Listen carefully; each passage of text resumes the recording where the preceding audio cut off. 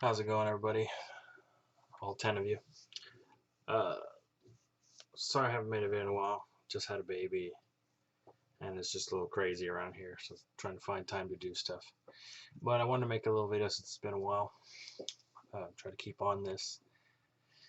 So today, make a little video about Dungeons and Dragons, and especially how to make good encounters. Just some kind of tips and guidelines, nothing too incredibly specific. But it's one of those things that kind of comes up every single time you DM, right? I mean, or ostensibly, if you want to have an encounter at every session. So I thought I'd give you some tips. Ready? So these are just kind of guidelines on how to make interesting, kind of fun encounters that don't get sort of monotonous and boring. So number one would be never just have, a lot of the DM guides will have random encounter charts. Really, you should never use those. Because that's always kind of boring and you're making it up on the fly. What you really want to do is create yourself maybe a handful of encounters, probably no more than 10, and have your own random encounter and have them planned out, right? So that when you need an encounter, if you really want to roll a die, you can roll a die. You're like, okay, here's my chimera encounter, and you've already got it mapped out where the trees are and what's going to happen in the encounter, right? That's much better than just saying, okay, well, you're wandering on the street and then you roll some die. Okay, you fight a Gorgon, and you're kind of making up, okay, it appears in the middle of the road or something, or it comes charging out of the forest. It's, it can still be kind of fun, but it's not as fun as it would be if you had planned it out, because then you can have, terrain obstacles and, something's happening. Somehow, maybe you stumble across a upturned wagon with some dead people around, you're like, what's going on? And then the chimera attacks, that kind of thing. So it's already planned out and makes it more interesting. In light of that, number two, planning. In light of planning, I think I've mentioned before in a previous video that planning is a good idea. Create a scene, create a sort of cinematic scene that adds tension. You can only really do this if you've planned it ahead, or unless you're really, really good at making it up on the fly. So you can have, when your random encounter, we'll say you're in the forest at night, everybody's, all right, who takes watch? All right, well, somebody's got watch. And in the middle of the night, you can say, you're in the forest, you're keeping watch, and it's quiet, but then you hear a cackle of birds squawking overhead excitedly that sort of suddenly get up and fly away, and you hear something. And through the clearing, a deer bursts through and runs through. And then 4 or 5 more deer come running through, and they just go right through the middle of your camp and run past it, right? And you're kind of building up this, something's in the forest, right? What do you want to do? And they're like, oh, well, I wake up my friends. And you wake up somebody, and you wake up your friends, and nobody hears anything. But the hairs on your neck begin to stand up, and the air begins to grow cold. And they can tell, you're building up that tension that something is coming. And maybe it's a ghost, a specter, some kind of powerful undead or something. But that creates a fun encounter, right? Because it's sort of like a cinematic scene, as opposed to you roll a die and there's a ghost in front of you.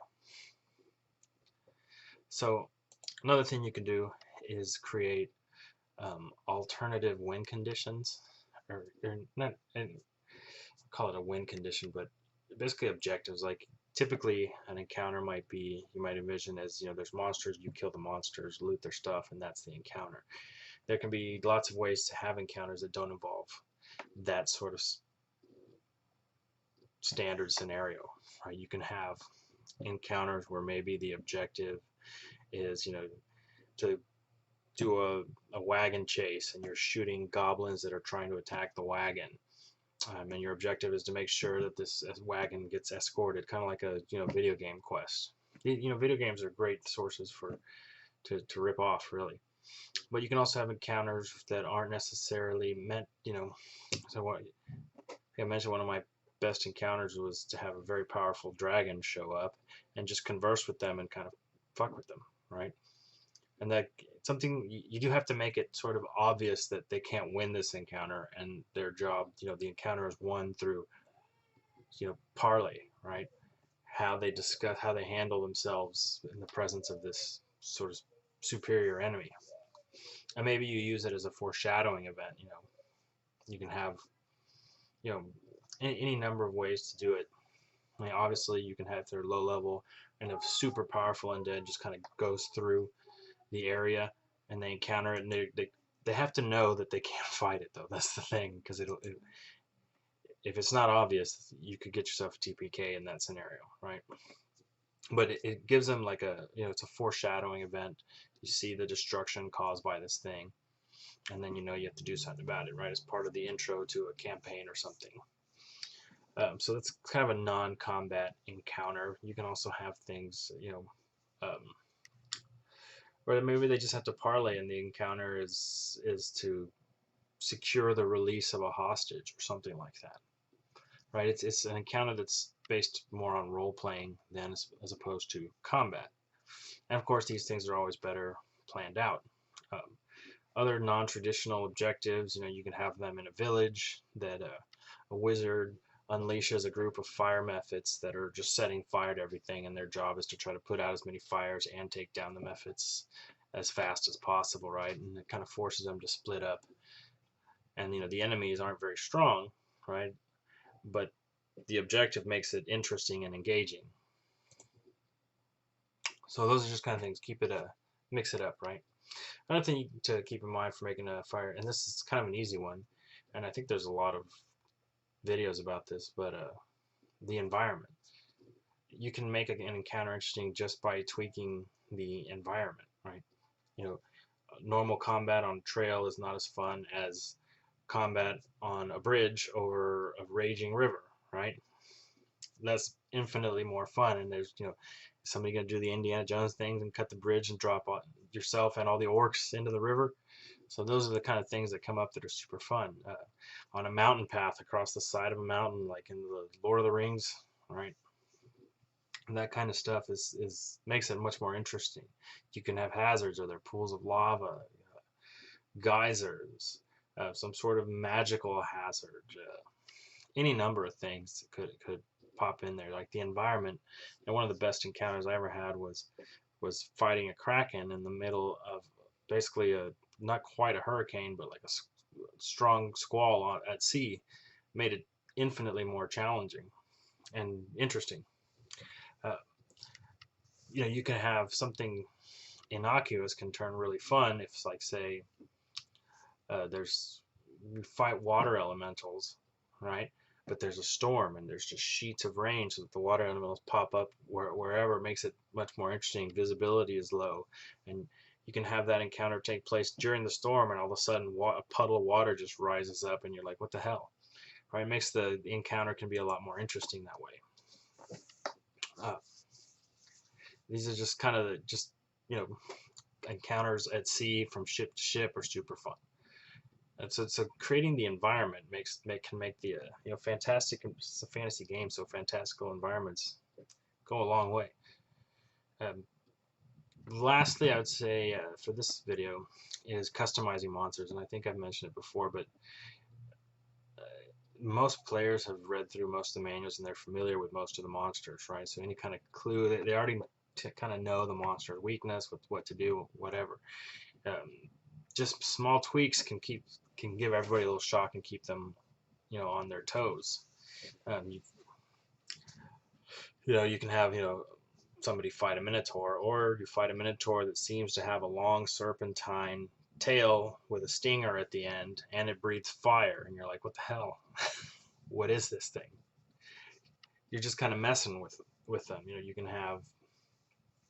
I remember one time I made a black dragon that instead of just having acid breath, it would spit a web that was also acidic. And that they were, what the hell? And it was just a young black dragon, but it gave them something to, oh shit, what the hell's going on? Those kind of little things go a long way to just surprising them and making things interesting, because it's not sort of a vanilla monster anymore. It's got some sort of interesting dimension tweak, just tweak, add abilities here and there. Make, if you can throw a demon, we'll make up a demon. It doesn't have to be one out of the manuals. You can combine things. It's not that hard, and it really, you get a lot of mileage out of it for making things pretty interesting. One of the resources actually I would recommend to you just for making interesting encounters, also for as far as monsters abilities. There's a guide.